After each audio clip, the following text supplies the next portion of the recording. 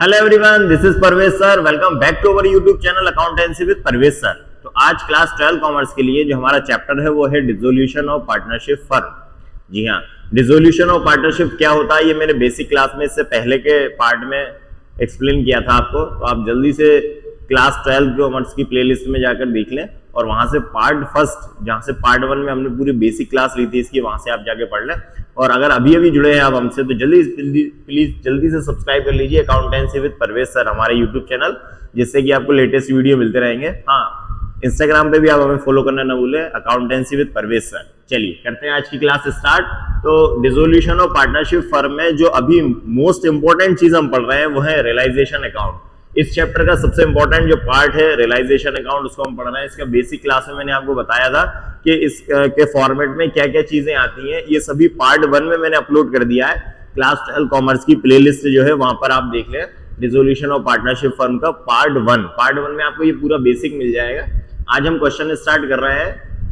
बहुत अच्छा क्वेश्चन है रियलाइजेशन अकाउंट का। चलिए सबसे पहले तो हम क्वेश्चन को रीड कर लेते हैं। क्या बोल रहा है हमसे क्वेश्चन, देखिए। काला, गोरा एंड भूरा, काला, Gora and Bhura are partner sharing profit and loss in the ratio of 2:2:1। तीन पार्टनर हैं, काला, गोरा, भूरा, और इनका जो रेशियो है वो कितना है, 2:2:1 है। 2:2:1 का इनका रेशियो है।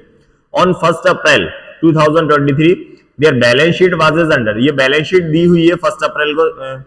लाइबिलिटीज में क्या क्या है, सबसे पहले क्रेडिटर्स है 24,000, जनरल रिजर्व है 10,000, कैपिटल अकाउंट है, काला, गोरा और भूरा की तीनों की कैपिटल दे रखी है। टोटल लाइबिलिटी साइड का टोटल 1 लाख रुपीज है। फिर एसेट्स दी हैं, कैश है 12,000, डेटर 16,000 है, -500 इसमें से रिजर्व है, बीडीआर माइनस कर रखा है 500। तो जो डेटर अल्टीमेटली है वो कितने हैं, 15,500 के हैं। स्टॉक 15,000 का है, फर्नीचर 19,000, बिल्डिंग 38,500, टोटल हो गया 1 लाख रुपीज। बैलेंस शीट का जो टोटल है 1 लाख रुपीज है। ठीक है, अब क्या बोल रहे हैं आगे, the firm was dissolve on that date. Means 1 अप्रैल को फर्म डिसॉल्व हो गई। फर्म डिसॉल्व मतलब फर्म का समापन हो गया, फर्म को एंड कर दिया उन लोगों ने। और the assets realised as below. Assets से कितना पैसा मिला है, डेटर्स 14,700, स्टॉक 14,000, फर्नीचर 18,000, बिल्डिंग 41,500। इतने में पूरी एसेट्स सेल हुई हैं। ठीक है, एंड क्रेडिटर्स रुपीज 23,000। क्रेडिटर्स का पेमेंट कितना किया है, 23,000 में सेटल हुए creditors. The expenses of dissolution amounted to rupees 1,000। जो रियलाइजेशन के एक्सपेंसेस है या डिसोल्यूशन के एक्सपेंसेस हम बोलते हैं उसे, वो 1,000 है। हमें रियलाइजेशन अकाउंट बनाना है।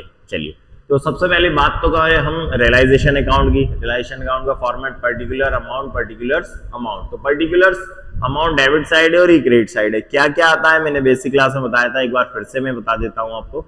सबसे पहले रियलाइजेशन अकाउंट में हम लिखते हैं एसेट्स, और एसेट्स में क्या छोड़ देते हैं, कैश या बैंक। कैश और बैंक को छोड़कर जो भी बैलेंस शीट में हमें एसेट्स दी हुई होती हैं वो डेबिट साइड में लिख देते हैं सबसे पहले। ठीक है, इसके बाद क्रेडिट साइड में लिखते हैं लाइबिलिटीज। तो लाइबिलिटीज होती है आउटसाइडर, मींस इसमें कैपिटल नहीं आएगा, पार्टनर का लोन नहीं आएगा, इसमें आउटसाइडर लाइबिलिटी आएंगे, जैसे क्रेडिटर्स हैं, बैंक लोन है, बिल्स पेबल है, बैंक ओवरड्राफ्ट है, ये सभी आउटसाइडर लाइबिलिटी होती है, ये क्रेडिट साइड में आएंगे। ठीक है, पहले हमने एसेट्स लिख ली, फिर लाइबिलिटी लिख ली। अब इन एसेट्स को सेल करने में जो भी पैसा कंपनी को मिलता है, जो भी फर्म को पैसा मिलेगा वो कहां पर आएगा, क्रेडिट साइड में, बाय साइड में लिखेंगे। और जो भी लाइबिलिटीज जो हमने लिखी है इनका जो पेमेंट किया जाएगा वो पेमेंट कहां पर होगा, डेबिट साइड में, मींस टू साइड में। ठीक है, इसके बाद जो भी प्रॉफिट या लॉस इसका निकलेगा वो पार्टनर्स में डिस्ट्रीब्यूट किया जाएगा। क्रेडिट साइड का टोटल ज्यादा होगा तो प्रॉफिट आएगा, और डेबिट साइड का टोटल ज्यादा होगा तो लॉस आएगा। ठीक है, चलिए तो सबसे पहले हम एसेट्स लिखना स्टार्ट करते हैं। तो एसेट्स में हमारे पास सबसे पहले दिया हुआ है कैश। कैश को नहीं लिखना है आपको, कैश नहीं आएगा, कैश कैश अकाउंट में जाएगा। ठीक है, सबसे पहले लिखते हैं डेटर्स, तो यहां आ जाएगा 2। चलिए, तो डेटर्स में सबसे पहले डेटर्स में से हम क्या करेंगे, इसको यहां ले लेते हैं। ठीक है, तो डेटर्स दिए हैं 16,500 रिजर्व है, तो पहले हम डेटर लिख लेंगे यहां पर 2 डेटर्स। तो डेटर्स पूरा फुल अमाउंट लिखेंगे 16,000, ये डेटर्स आ गए। और जो 500 रिजर्व है, ये जो 500 रिजर्व माइनस हो रहा है ये बाय साइड में आएगा, बाय रिजर्व अकाउंट। इसको BDR भी लिख सकते हैं, बैड डेट्स रिजर्व भी लिख सकते हैं, या रिजर्व फॉर बैड डेट्स भी लिख सकते हैं, रिजर्व फॉर डाउटफुल डेट्स, जो भी बहुत सारे नाम है वो सब लिख सकते हैं। ये लिख दिया हमने कहां पर, बाय साइड में, ठीक है। इसके बाद डेटर्स लिख दिया, डेटर्स में जो रिजर्व माइनस हो रहा था वो क्रेडिट साइड में आ गया। इसके बाद दिया हुआ है स्टॉक, स्टॉक 15,000 है, यहां लिख देंगे टू स्टॉक 15,000, स्टॉक आ गया, ठीक है। इसके बाद फर्नीचर 19,000 टू फर्नीचर, फर्नीचर हो गया कितने का, 19,000 का, ठीक है। फर्नीचर के बाद में बिल्डिंग 38,500 टू बिल्डिंग, तो बिल्डिंग है 38,500, 38,500 की बिल्डिंग हो गई, ठीक है। ये सभी एसेट्स हमने लिख दी। अब लायबिलिटी में हम देखें तो लायबिलिटी में क्रेडिटर्स हैं 24,000, क्रेडिट साइड में लिख देंगे बाय क्रेडिटर्स, तो क्रेडिटर्स है हमारे 24,000, ठीक है, क्रेडिटर्स हो गए। अब क्रेडिटर्स के अलावा जनरल रिजर्व, ये general reserve partners capital account में आता है, तो रियलाइजेशन अकाउंट में जनरल रिजर्व नहीं आएगा, ठीक है। कैपिटल पार्टनर्स कैपिटल अकाउंट में आती है, तो रियलाइजेशन अकाउंट में नहीं आएगी, ठीक। हमने एसेट्स लिख दी और लायबिलिटी लिख दी। अब इन एसेट्स को सेल करने से जो भी कैश फर्म को मिलेगा वो कहां पर आएगा, क्रेडिट साइड में। तो देख लेते हैं, सबसे पहले यहां पर लिखेंगे जो जो एसेट सेल हो रही हैं उनके नाम बाय कैश अकाउंट, ठीक है। क्या एसेट सेल हो रहा है, तो ये जो एसेट्स है ये सेल हो रही है, आगे दिया है हमने, the assets realised as below, debtors 14,700, debtor से यहां लिख देंगे हम डेटर्स, तो डेटर से कितना मिल रहा है 14,700, 14,700 रुपए, ठीक है। डेटर्स के बाद स्टॉक, स्टॉक से 14,000 है, स्टॉक 14,000, ठीक है। इसके बाद स्टॉक के बाद फर्नीचर 18,000, फर्नीचर 18,000, ठीक है। फर्नीचर के बाद बिल्डिंग 41,500, बिल्डिंग 41,500। इस तरह से ये सभी एसेट्स जो है वो सेल हो रही हैं। डेटर से मिल रहा है 14,700, स्टॉक से 14,000, फर्नीचर से 18,000 एंड बिल्डिंग से 41,500। इन सभी को हम ऐड कर लेते हैं, ठीक है। 0 फिर 0, ठीक है। 7 7 5 12 पावर 1, 5 5 4 9 9 1 10 प्लस 8 18 पावर 1, 2 3 4 4 4 8 88,200, कितना आ गया 88,200, ठीक है। चलिए अब जो लायबिलिटी लिखी हुई है, रिजर्व का तो कोई पेमेंट नहीं होगा, बैड डेब्ट्स रिजर्व है, ये जो क्रेडिटर्स है इनका पेमेंट करेंगे तो ये कहां पर आएगा, डेबिट साइड में, टू कैश अकाउंट क्रेडिटर्स। तो क्रेडिटर से कितना अमाउंट हुआ, क्रेडिटर को कितना अमाउंट देना है 23,000, क्रेडिटर्स को 23,000 अमाउंट पे किया, ठीक है, इतने में सेटल किए। जबकि क्रेडिटर्स थे कितने के 24,000 के थे, लेकिन उनको 23,000 में सेटल कर लिया। लिखा हुआ है कि एंड क्रेडिटर्स ₹23,000 वर सेटल्ड, ठीक है। तो डिसोल्यूशन के जो एक्सपेंसेस है 1,000 है, तो इसको डिसोल्यूशन एक्सपेंसेस बोले या रियलाइजेशन एक्सपेंसेस बोल सकते हैं। कितना हो गया 1,000।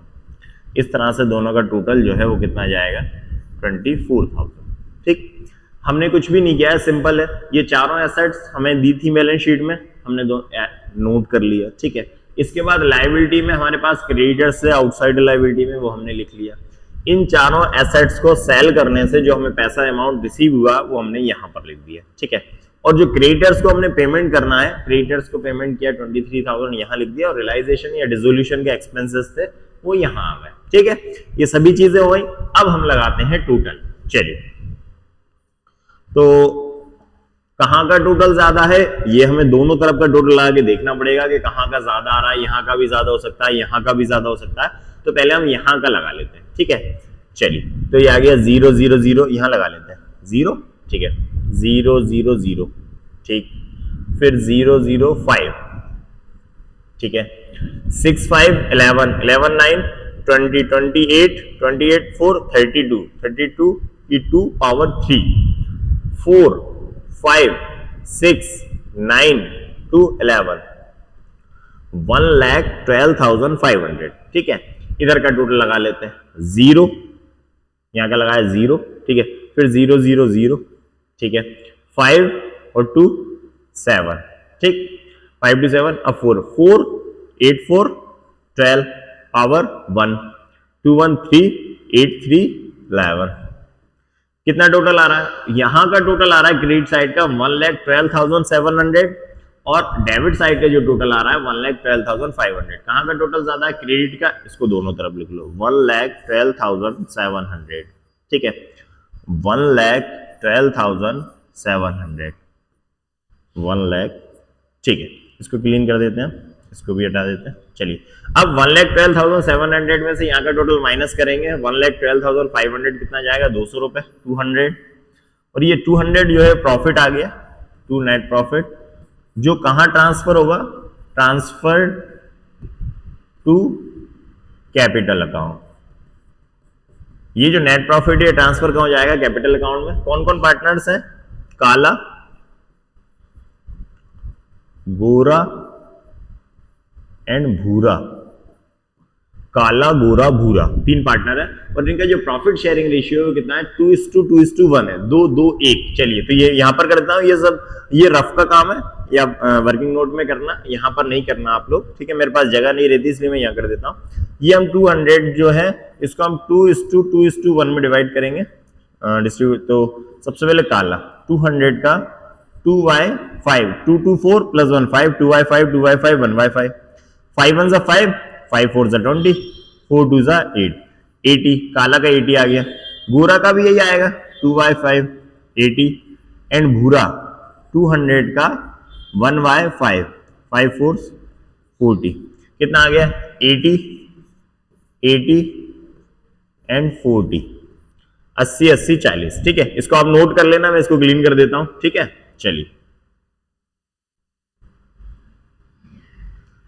ये इस तरह से ये क्वेश्चन हमारा कंप्लीट हुआ। रियलाइजेशन अकाउंट हमने बनाया था, बहुत सिंपल रियलाइजेशन अकाउंट बनता है, क्योंकि अदर चैप्टर्स की जो जैसे पार्टनरशिप के और चैप्टर है उसमें कहीं पर गुडविल लाना होता है, गुडविल ले जा रहा है, नया प्रॉफिट शेयरिंग रेशियो निकल रहा है, गेनिंग रेशियो, सेक्रीफाइस। इस चैप्टर में ऐसा कुछ भी नहीं करना है आपको, सिंपल है, रियलाइजेशन अकाउंट बनेगा। जो भी एसेट्स और लायबिलिटीज दी है वो आप रियलाइजेशन अकाउंट में लिखें।